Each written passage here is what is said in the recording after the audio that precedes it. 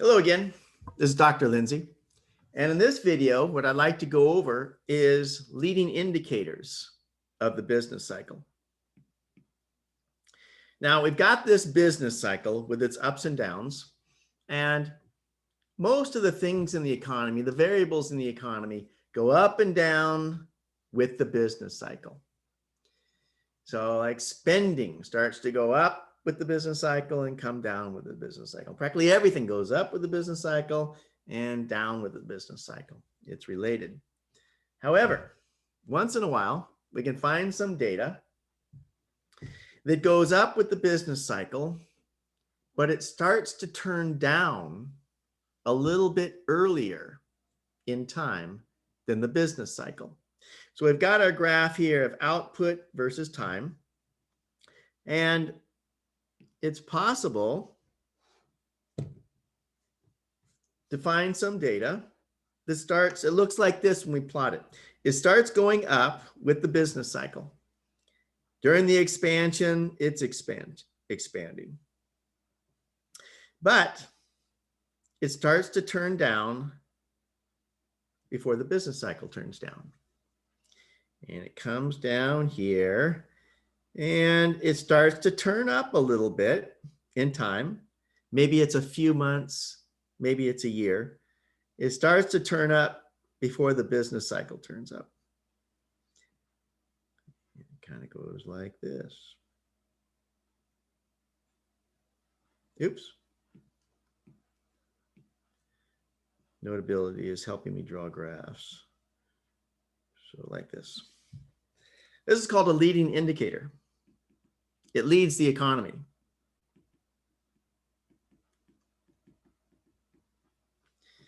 Now, they're not always 100% accurate. Every leading indicator sometimes turns down, and the economy doesn't turn down. It's like a false positive. It has these false positives and false negatives. Sometimes the economy turns down, and the leading indicator didn't turn down at all, didn't predict anything. Some leading indicators are better than others, and some give more time advance warning when there's a downturn than others. Now, some of the data does just the opposite. It follows a business cycle in time, ups and downs, but it's lagged the other way in time.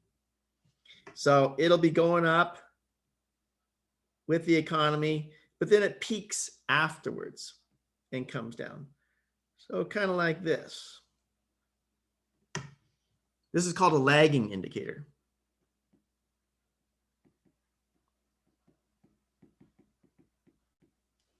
Not particularly useful, not like the value of a leading indicator, telling you what's going to be happening in the future. And then there's the coincident indicators. That's data that just goes up and down with the economy. So the coincident indicator just pretty much follows in time what the economy is doing. So this is called a coincident.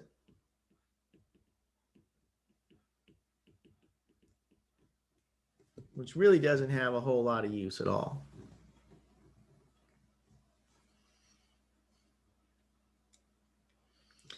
So some examples of these leading indicators. So remember, leading indicators, they peak before the economy. And of course, the trough before also. Lagging, peak after in time. And coincident, they peak at the same time. And their trough is at the same time. Same time as the economy. So some examples of leading indicators. After all, that's the most important one. One is residential construction.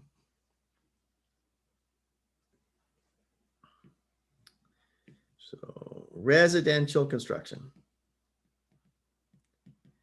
And residential construction is the amount of construction of single family homes and apartments. So it's a quantity. So new homes and apartments. Housing prices are also a leading indicator, but there's not as much data to look at for them. Another good leading indicator is called consumer durables. These are things that people buy that last a long time. They're durable. Think cars. Maybe washing machines, refrigerators, things like that.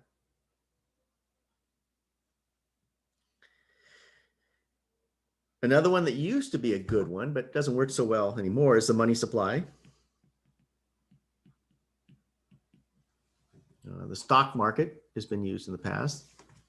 The stock market tends to pick up 6 months before the economy does and turn down ahead about 6 months before the economy turns down. Probably one of the best is called the yield curve spread, which we'll get into in a different video. So let's take a look at residential construction. Now, residential construction is a good leading indicator, and you'll be able to see on here that the graphs, the shaded areas are downturns in the economy, the recessions. And before you can actually start building a house or apartment building, you need to get a permit. So permits are even better as a leading indicator because they come first before the actual construction. So take a look at this recession here, 2008. Look how the permits for residential construction fell substantially. Now in 2000, looks like 2002, that recession, 2001, housing and housing permits didn't fall at all. So that would be an example where this leading indicator didn't work at all, didn't predict anything. We go back a little bit further though. Look at this recession, early 1990s, 1991, and you can see construction falling, and it falls before most of the other recessions too.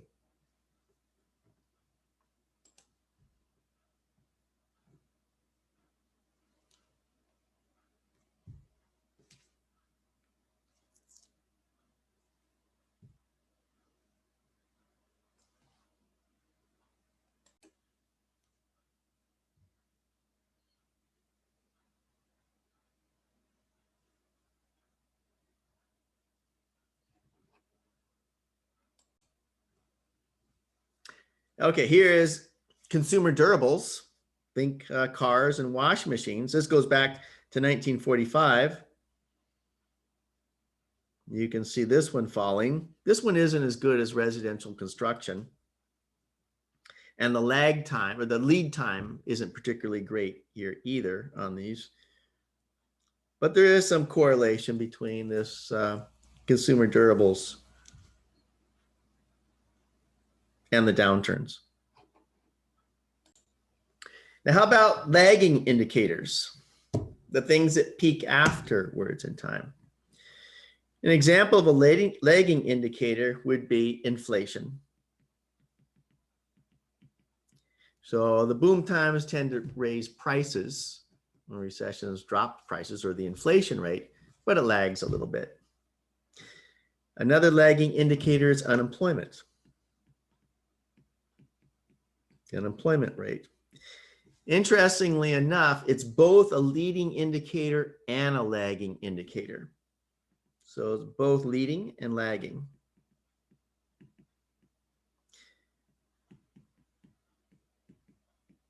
So before a recession happens, it's leading. Unemployment starts to go up before the recession. And then after the recession's over, unemployment still keeps going up. So it peaks afterwards on the way down. So here's a graph of the civilian unemployment rate. Got it going back to 1950. And we'll try to look here how it does during the recessions. And you can see this recession there in 2008. Unemployment started going up before the recession hit. And then when the recession's over, it kept on going up. Fairly typical. Look at the recession there in early 2000, 2001, started going up first and then peaked afterwards. And also notice something else. It tends to go up very quickly and come down very slowly. Go back here to this recession here in early 90s. Once again, picked up first, slow to come down. And you can see that pattern going back quite a ways.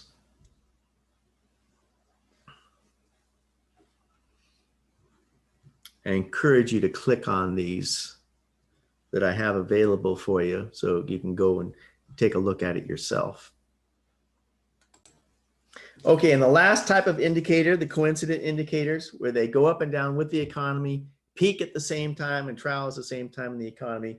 These aren't particularly interesting. Most everything falls in that category. An example of this would be consumer purchases.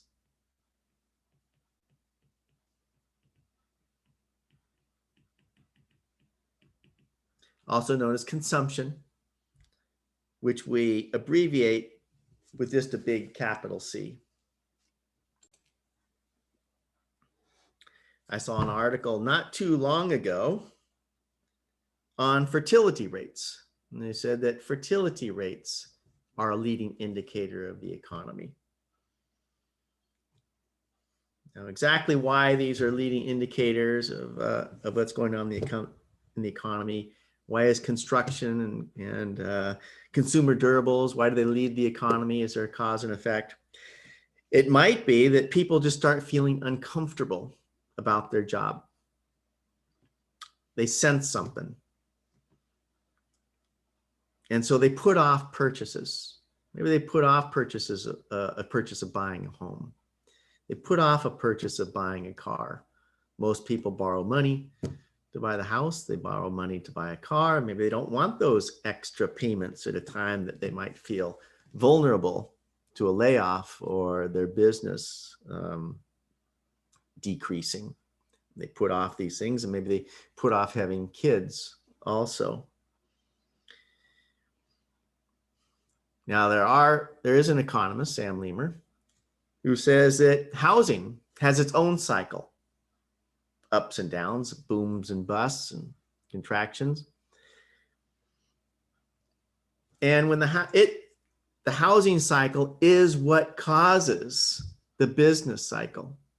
So housing picks up and it spreads to the whole economy, and the whole economy does well. Housing turns down, and once again, it spreads to the whole economy. Takes a little time, and then GDP starts dropping. So he says, not only is it a leading indicator, it's probably a cause and effect between the two. Robert Shiller, who specializes in accounting or housing,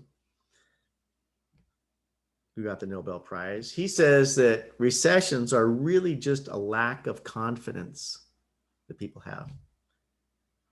They feel less comfortable about the economy. Might be exactly what Keynes was saying, what he referred to as animal spirits.